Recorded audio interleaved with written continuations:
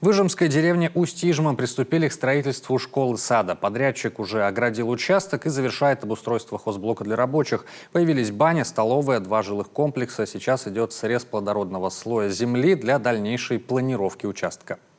Первая техника, первые сдвиги у нас на участке. Наконец-то мы уверены, в школе быть. 18 лет тому назад у нас горела школа. Всей деревни радуются первым нашим шагам.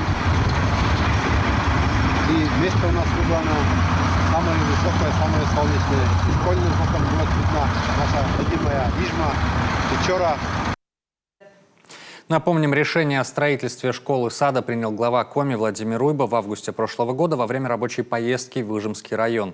Проект был включен в адресную инвестиционную программу республики на 2021-2022 годы. В феврале был объявлен аукцион на строительство. Цена контракта более 300 миллионов рублей.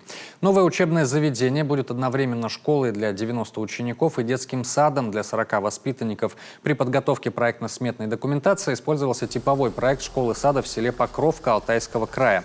Кирпичное здание будет двухэтажным, в нем будут столовая, спортзал, игровые комнаты, просторные кабинеты. Пришкольную территорию полностью благоустроят, появятся спортивные площадки для гимнастики, волейбола и бадминтона, футбольное поле, круговая беговая дорожка.